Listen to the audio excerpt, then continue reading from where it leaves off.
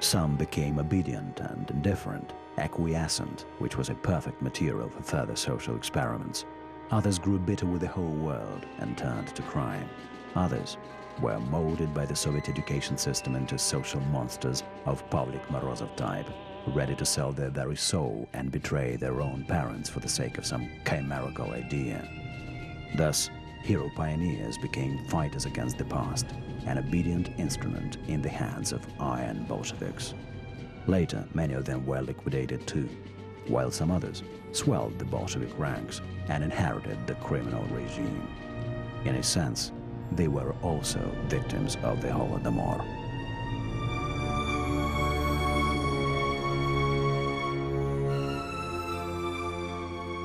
Це близько від нас, ось через 3 хати.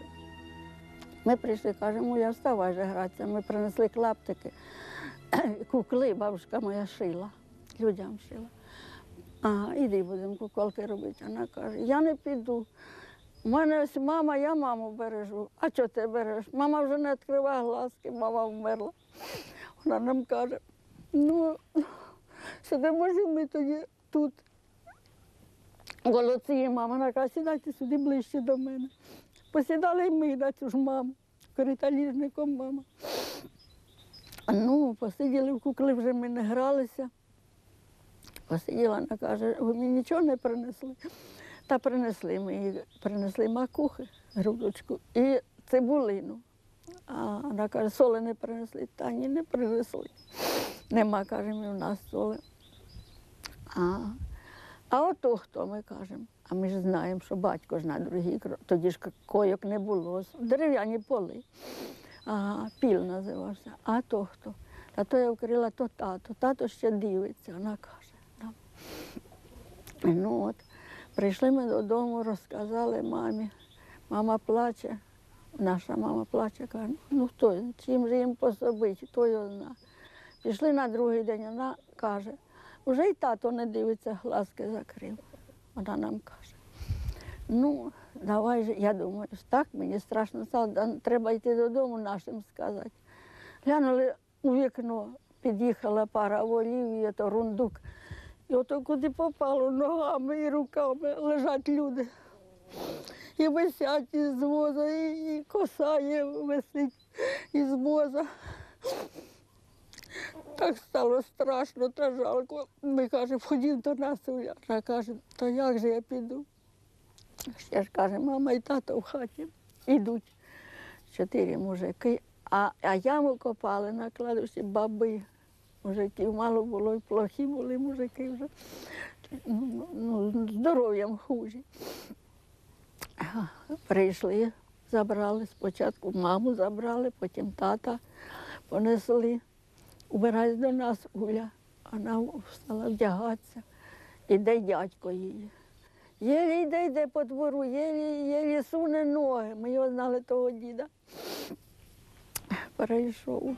Вирайся, Улянко, підемо до нас. This is a registry office book of 1932-33. The word births is even unfinished and crossed out. Take a good look at these pages. These column titles: age, nationality, cause of death. Only a few such books remained, but there were thousands of them, one for each Ukrainian village.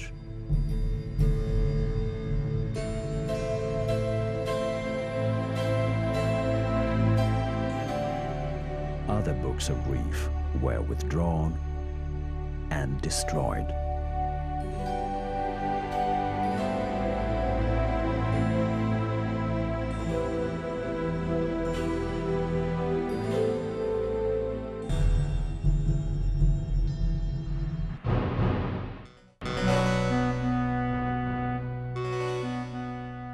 It is impossible to determine the exact number of Holodomor victims.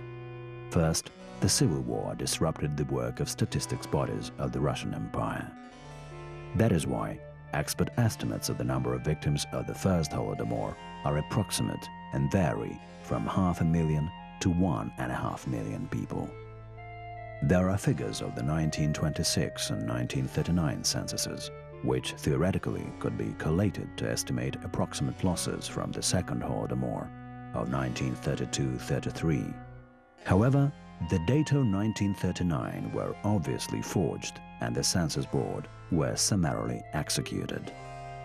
That is why researchers still debate the subject. The most cautious of them cite the figure of 4.5 million, whereas Robert Conquest, one of the most renowned Western authorities on the Holodomor, maintains that during that period of time, repressions, dispossessions of the kulaks, and man-made famine killed 13.5 million people. During the third post-war Holodomor, the data of Soviet statistics bodies were falsified again, and the tracks of crime were covered even more carefully. Expert estimates of the number of victims of this period also vary from 500,000 to 1.5 million. So the statistics go. The grim total of Ukraine's sons and daughters killed by all three Holodomors stands at 16.5 million. Але отако, як їдеш вулицею, лежать на два боки люди, мертві лежать, а ще котрий тріпається, просить, дай, носить, бо це, оце тобі таке робилося. А за ніч наздихає їх з тих людей, рано хуру дали, понакидали на хуру, їх там 10-20, тільки там налізло, накидали. А старий такий був один дядько, що давали йому кіло векі, колгосп давав, щоб він викопав яму. Він викопає яму, а вони звідти хурою привезуться, бо це ж ось де кладбище, а я ще трошки дійствував, то я ходив дивитися, то значить туди наскидає їх тако. Як поскидав, землею присипав і все. Отака була біда.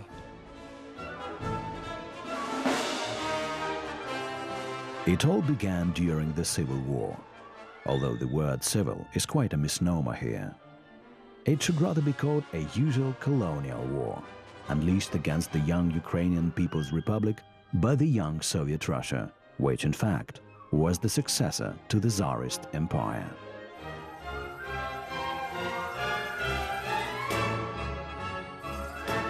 The reasons behind the war were obvious.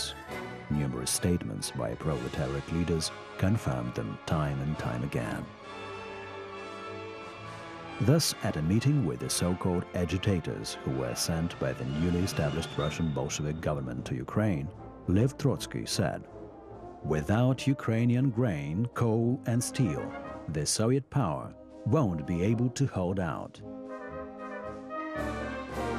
The main political principles of Soviet Russia's policy towards independent Ukraine were stated by Vladimir Lenin, the leader of the world proletariat.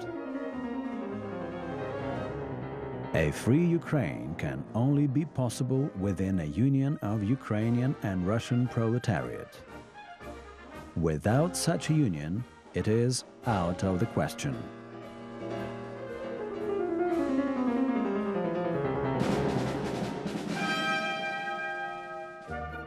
The Bolsheviks won, and the implementation of the party policy got underway on a massive scale. All the later developments were consequences of that victory.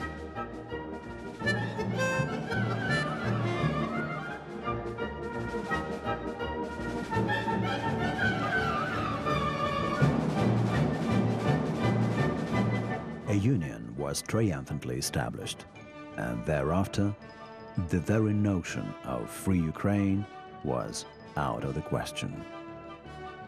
The Union Treaty was signed on the 30th of December 1922, at the height of the First Holodomor.